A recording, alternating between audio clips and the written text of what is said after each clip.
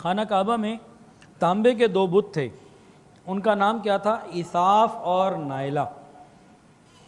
مشرکین مکہ جب طواف کرتے نا تو دونوں کو ہاتھ لگایا کرتے تھے برکت کے لیے، اور چھوا کرتے تھے کہ ہمیں ان سے برکت ملے گی۔ زید بن حارثہ کہتے ہیں کہ ایک مرتبہ نبی علیہ السلام بیت اللہ کا طواف کر رہے تھے، میں بھی آپ کے ساتھ تھا۔ میں جب دوران طواف بتوں کے پاس سے گزرا تو میں نے ان کو چھوا۔ نبی علیہ السلام نے فرمایا ان کو ہاتھ کیوں لگایا؟ مت ہاتھ لگاؤ۔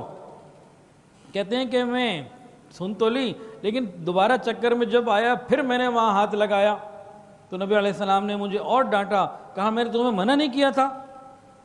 اور حضرت زید بن حارثہ کہتے ہیں کہ میں قسم کھا کر کہتا ہوں نبی پاک صلی اللہ علیہ وسلم نے کبھی بھی کسی بت کو نہیں چھوا یہاں تک کہ اللہ تعالیٰ نے آپ کو نبوت عطا فرما دی، آپ پر وحی کا نزول ہوا، اور اللہ تعالیٰ تمام بری چیزوں سے آپ کی حفاظت کیا کرتے تھے۔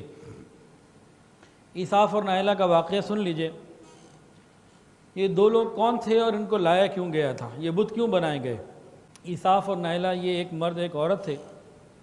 ان لوگوں نے ڈیٹ کا ٹائم طے کیا کہ بھی ڈیٹ پہ جانا ہے اور حرام ملاقات کرنی، اور اس کے بعد جو جگہ کا انہوں نے تعین کیا نا، ان بدبختوں نے بیت اللہ شریف کے اندر یہ حرام کام کیا۔ کوئی اپنے گھر میں کرتا ہے، کوئی ہوٹل میں جاتا ہے، کوئی کچھ کرتا ہے، انہوں نے تو مسجد کو بیت اللہ شریف کو منتخب کیا۔ جیسے ہی وہاں یہ کام ہوا، سزا کے طور پر، عبرت کے طور پر دونوں کو بت بنا دیا گیا۔ لوگوں کو جب معلوم ہوا تو انہیں بڑا غصہ چڑھا کہ یہ اتنے بدبخت ہیں، تو انہوں نے اس غصے میں آ کے کیا کیا؟ ایک کو رکھ دیا صفا پہ اور ایک کو رکھ دیا مروہ پہ، اور کہا یہ اتنے بدبخت ہیں، جو صفا پہ جائے اس کو جوتے مارے، جو مروہ پہ جائے اس کو جوتے مارے، دنیا کو پتہ لگے یہ گندا کام انہوں نے کیا۔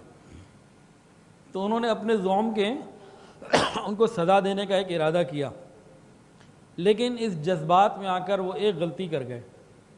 وہ کیا؟ صفا مروہ میں کسی کو جوتے مارنا اس کا حصہ نہیں تھا، وہ عبادت نہیں تھی، اس کو انہوں نے عبادت میں شامل کر دیا، بدعت بنا دی۔ جذبہ اچھا تھا ان کا، جذبہ اچھا تھا کہ ان کو جوتے مارو، لیکن کیا ایک عبادت کے ساتھ جوڑ کے اس کا حصہ بنا دیا۔ اب یہ تو حرام کام تھا، یہ تو جائز نہیں تھا۔ اور ہوتا کیا ہے کہ عبادت، یہ جو بدعت ہوتی ہے نا، یہ بڑے اچھے جذبے کے ساتھ شروع ہوتی ہے، لیکن آگے جا کے معاملات خراب ہوتے چلے جاتے ہیں، کئی نسلوں کے بعد مسئلہ بدل جاتا ہے۔ شروع میں تو جوتے مارتے تھے ان کو ذلیل سمجھتے ہوئے، عبرت کے لیے، ان کو برا کرنے کے لیے، اور وقت گزرا، کچھ نسلیں گزری ہیں، کچھ لوگ گزرے، شیطان نے کہا کہ بھئی ان کو جوتے نہیں مارنا، ان کو ہاتھ مارنا بھی کافی ہے۔ وہ جناب جوتے سے ہاتھ پر آ گئی۔ پھر کچھ وقت گزرا، انہوں نے کہا بھئی ان کو ہاتھ مارتے نہیں، ہاتھ لگاتے ہیں، یہ تو بڑے بزرگ ہیں، اسی لیے تو صفا مروہ پہ بیٹھے۔ ان کی بزرگی کی دلیل ہی یہی ہے کہ ایک صفا پہ ایک مروہ پہ، تو ان کو تو ہاتھ لگاتے ہیں۔ اور پھر آہستہ آہستہ ان کو صفا مروہ سے اٹھا کے بیت اللہ کے پاس لے آیا گیا۔ یہ کیا ہوتا ہے کہ ابتدا ایسے کی جاتی ہے۔ درود شریف پڑھنا بہت بڑی عبادت ہے، اس کے بغیر بخشش ہی نہیں ہونی، بہت بڑی عبادت ہے۔ لیکن آپ ذرا غور کریں، ایک گھر میں ایک آدمی بچوں کو بٹھائے، اس کے بچے ہیں، بیوی ہے گھر میں، انہوں نے کہا بھئی آج سے ہم ایک بات طے کرتے ہیں، وہ یہ طے کرتے ہیں کہ ہم ہر دفعہ کھانا کھانے سے پہلے درود شریف ضرور پڑھیں گے۔ ہر دفعہ کھانا کھانے سے پہلے ہم درود شریف ضرور پڑھیں گے، پھر کھانا کھایا کریں گے۔ سب کہیں ہاں بھئی ٹھیک ہے، انشاءاللہ ہم درود شریف پڑھیں گے، کھانا کھا لیں گے، اور اس کے بغیر ہم کھانا نہیں کھائیں گے۔ درود شریف پڑھنے ایک عبادت ہے، انہوں نے اس کو کھانے کے ساتھ جوڑ دیا۔ اب وہ گھر والے پہلے درود شریف پڑھتے ہیں، پھر کھانا کھاتے ہیں، چل رہے سلسلے۔ ایک دن ایک بچے نے درود شریف نہیں پڑھا۔ اب گھر والا اس پہ غصہ کہ تو نے درود شریف کیوں نہیں پڑھا؟ یہ تو تم نے غلط کام کر لیا، درود کیوں نہیں پڑھا؟ اب یہاں علماء کہتے ہیں کہ دیکھو، ایک جائز اور حلال کام ہے، اس کو جس درجے کا ہے اسی درجے پہ رکھو۔ اس کو آپ نے کھانے کے ساتھ جوڑ کے ضروری کر لیا، اور جس نے نہ پڑھا اس کو آپ مجرم قرار دے رہے ہو کہ تم نے کھانے سے پہلے درود نہیں پڑھا۔ اس کو آپ کہہ رہے ہو کہ یہ غلط ہے، تو یہ تو پھر دین کے اندر انسان زبردستی اپنی چیزوں کو شامل کرے گا اور معاملات کو خراب کرے گا۔ درود شریف پڑھنا بہت بڑی عبادت ہے، لیکن اس کے پورے طریقے شریعت نے بتائے ہیں۔ تو جب بھی انسان کسی چیز کو شامل کر لیتا ہے نا کہ اس کے ساتھ ہی یہ کرنا ہے، پھر معاملات خراب ہو جاتے ہیں۔ جیسے عیساف اور نائلہ کے معاملے میں قریش مکہ نے کیا کہ صفا مروہ کا وہ حصہ نہیں تھے، لیکن ایک کو صفا کا حصہ بنا دیا، ایک کو مروہ کا حج عمرے کا حصہ بنا دیا، اور کرتے کرتے بات کدھر سے کدھر پہنچ گئے۔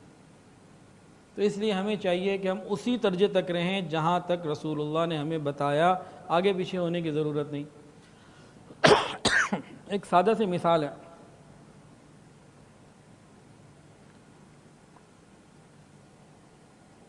وہ مثال یہ ہے، نماز ہو رہی ہے، امام نے کہا اللہ اکبر اور رکوع میں چلا گیا، قیام کیا، سورت وغیرہ پڑھی، رکوع میں چلا گیا۔ اگر کوئی بندہ امام سے پہلے رکوع میں جائے، کیا اس کی نماز ہو جائے گی؟ اچھا، امام سجدے میں ہے اور کوئی بندہ امام سے پہلے سر اٹھا لے تو کیا اس کی نماز ہو جائے گی؟ ابھی امام تحیات میں سلام نہیں پھیرا اور کوئی سلام پھیر لے تو کیا اس کی نماز ہو جائے گی؟ جس طرح ایک نماز کے اندر امام ہوتا ہے اور انسان کو، مقتدی کو اسی کے پیچھے چلنا ہوتا ہے، 100% پیچھے چلے گا تو کامیاب ہوگا، اور امام سے آگے بڑھ جائے گا تو وہ ناکام ہو جائے گا۔ بالکل اسی طرح حضور پاک صلی اللہ علیہ وسلم ہماری زندگی کے امام ہیں، ہم ہر کام میں نبی علیہ السلام کے پیچھے رہیں اور اسی طرح کریں جیسا آپ نے کیا، ہم کامیاب ہو جائیں گے۔ اگر ہم دائیں بائیں چیزوں کو شامل کریں گے تو ہمارا راستہ بدل جائے گا۔